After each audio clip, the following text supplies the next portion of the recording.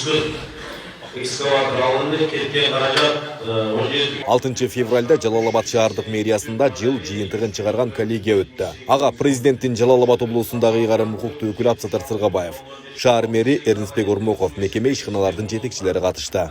Ушу боюнча убакыт келтирбей, бул сиздерге эскертүү беребиз. Жалалабад шаарына 2022 жылы 7 миллиард 604 миллион сом инвестиция тартылган. 2022 жылы 158 ишкана ачылып, 1382 жумуш орду түзүлгөн. Өткөн жылга салыштырмалуу 54 ишкана көп ачылып, 1000ден ашуун жумуш орунда көп түзүлгөн. Инвестиция тартуу жаатында 2022 жылдын ичинде шаарыбыздын экономикасынын ар түрдүү тармактарында 7 миллиард 604 миллион сомдук инвестиция тартылып, өткөн жылдын ушул мезгилине салыштырмалуу өсүү темпи 168,8% түздү. Анын ичинен тартылган ички инвестициялар 6 миллиард 492 миллион 500 миң сом болуп, өткөн жылга салыштырмалуу өсүү темпи 168,8% түздү.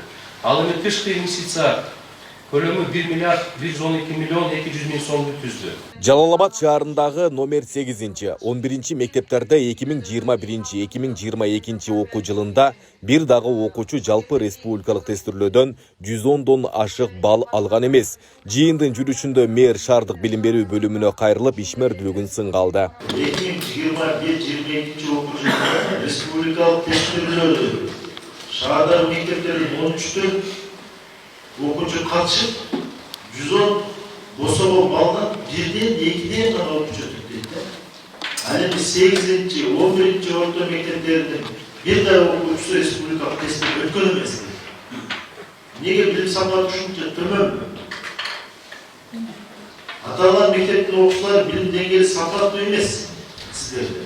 Номер 11-8 орто мектептеринде гана балдар бошого балга жетпей калышкан.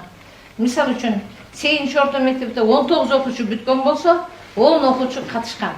10 окуучу катышып, 10 тең 110 балга жетпей калышты. Бул окутуу өзбек тилинде жүргүзгөн мектептер.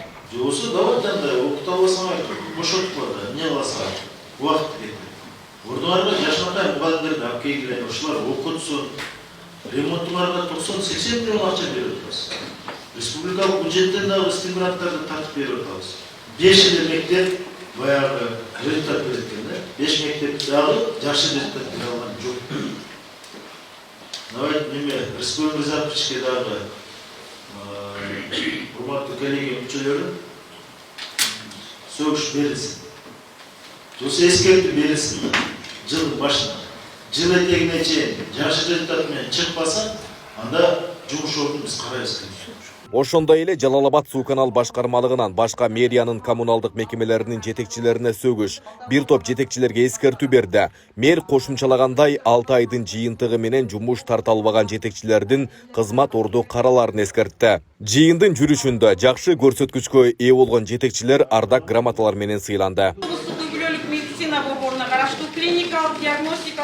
Айбек Исабеков, Аскар Мамат Исаков, Регион.